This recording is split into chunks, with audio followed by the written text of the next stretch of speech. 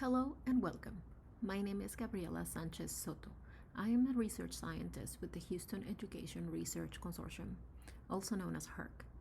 Thank you for joining me as I present results from our Career and Technical Education project. Today, I'm sharing findings on employment and earnings for CTE graduates in the Houston area by CTE Cluster and Industry of Employment. This presentation is the third part in our series of CTE project presentations in preparation for our winter CTE regional meeting.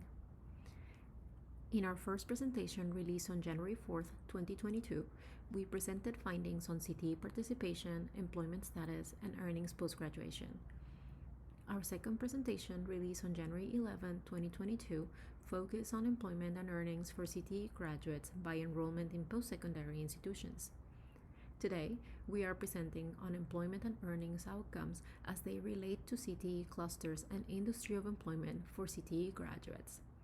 Finally, our presentation series will culminate in our winter CTE regional meeting taking place on January 25th, 2022. In this meeting, we will present on how employment and earnings are associated with student characteristics and CTE characteristics. In today's presentation, we focus on three research questions. For high school graduates in the Houston area, is there a relationship between their CTE cluster and working 1 year after high school graduation? Is there a relationship between CTE cluster and earnings 1 year after graduation? And are there differences in earnings by industry of employment? To conduct our analysis, we use information from the University of Houston's Education Research Center for 6 high school graduation cohorts in Texas from 2014 to 2019. We matched this information with employment records from the Texas Workforce Commission. Using these records, we looked at employment and earnings for high school graduates 1 year and 5 years after they graduated. This presentation will focus on outcomes 1 year after graduation. Future work would look further into graduates' outcomes after graduation. For this study, CTE participation was defined according to the state's definitions. Specifically, that means we classified students in the following categories. Non-CTE are students who receive no CTE credits in high school. Participants are students who receives 1 CTE credit in any program. Explorers are students who takes 1 or 2 CTE courses and receives fewer than 2 CTE credits in any program. Concentrators, a student who completes 2 or more CTE courses and receives 2 or more CTE credits in the same program. Completers, a student who completes 3 or more courses and receives 4 or more CTE credits in the same program, and at least one of those courses is a higher level course. We are calling the combination of these last 2 groups, concentrators and completers, CTE graduates, with all others being non-CTE graduates.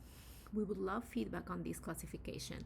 Does it match the way you all think about students' level of engagement with CTE and the types of students that you would consider CTE students? Any thoughts are welcome, so please reach out if you have any. Now, let me summarize the key findings in this presentation. First, we find that the most common CTE career clusters in Houston are business, marketing and finance, health science, architecture, food and natural resources, arts, audio, video technology and communications, and manufacturing. The percent of CTE graduates working varied across career clusters. 7 in 10 CTE graduates were working in one of 2 industries, accommodation and food services or retail trade. The earnings of CTE graduates varied across CTE clusters. We found that the highest median earnings among CTE graduates were from transportation, distribution and logistics, manufacturing, and architecture and construction. And the lowest median earnings among CTE graduates were from business, education and training, and health science. Finally, differences in earnings for CTE graduates reflected the industry where they were employed. Now, We will present our findings on CTE graduates by the CTE cluster they participated in.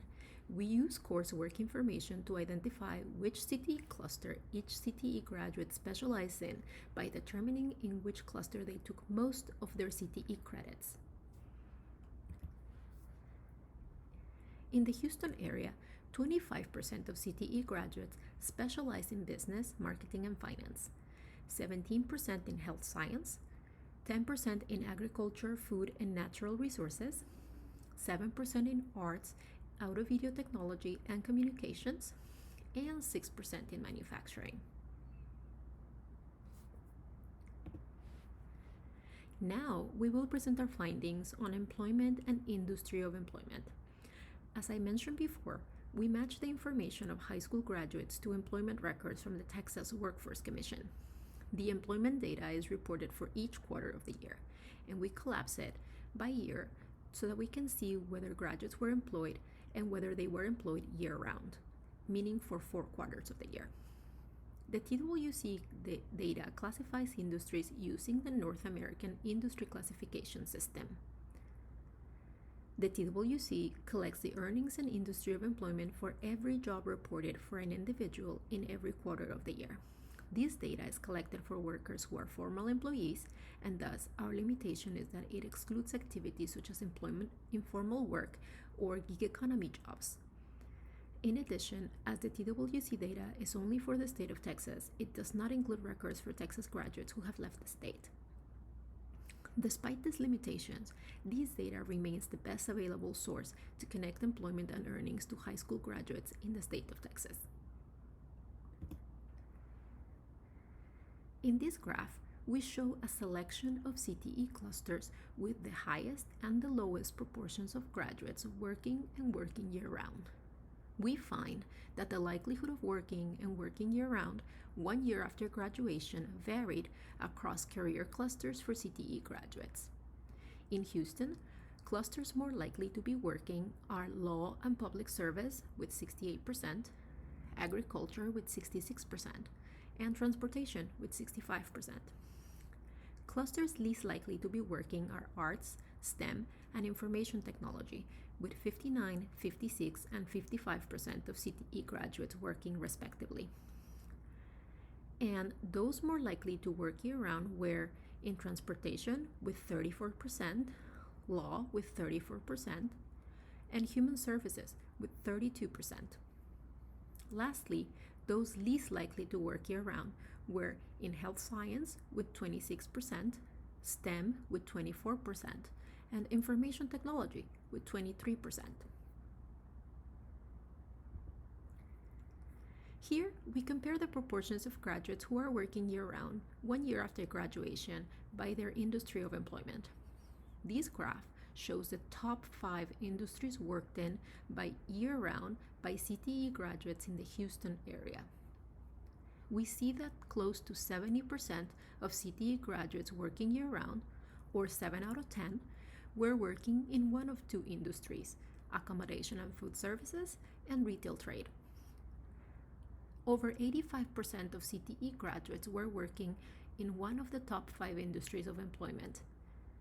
Here we have administrative and support services with about 6% of workers, healthcare and social assistance with 4% of workers, and arts and entertainment with almost 4% of workers. Now we present earnings by CTE cluster and by industry of employment, focusing on CTE graduates who are working year-round. Here we present the median earnings of CTE graduates by CTE cluster for those graduates who are working year-round. Earnings by CTE cluster show significant variation. We find that 1 year after graduation, CTE graduates from the transportation, manufacturing, and architecture and construction career clusters had the highest median earnings, while graduates from the business, education, and health science career clusters had the lowest median earnings. Median earnings ranged from about $15,000 per year to just over $10,000 per year. Now, we look at median earnings for CTE graduates working year-round by industry of employment. Here we find even larger differences in the median earnings depending on the industry where they work in. The 5 highest earning industries are construction, agriculture, forestry, fishing and hunting, manufacturing, mining, and wholesale trade. The 5 lowest earning industries are healthcare and social assistance, real estate, rental and leasing, information, arts, entertainment and recreation, and educational services. The gap in earnings is close to over $20,000 between the lowest and the highest earners. The top earner, construction, shows median earnings of almost $25,000, whereas the lowest earner, education, shows median earnings close to $8,000 per year.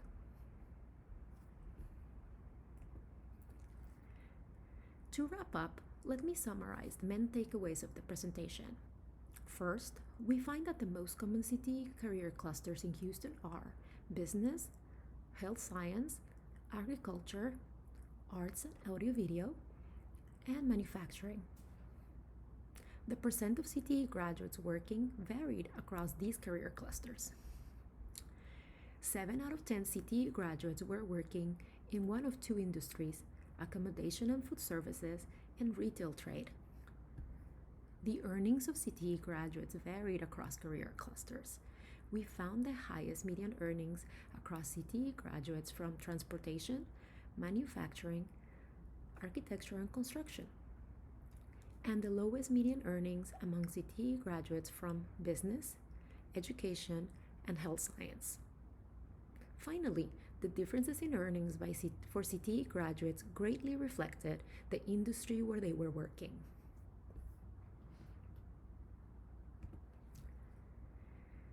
Next in our CTE Presentation Series, we will have our Winter CTE Regional Meeting on January 25th, 2022. In this meeting, we will feature a look at how employment and earnings are associated with student characteristics and CTE characteristics. Thank you for your attention. Please contact us if you have any questions or additional comments related to this presentation or to the CTE project in general.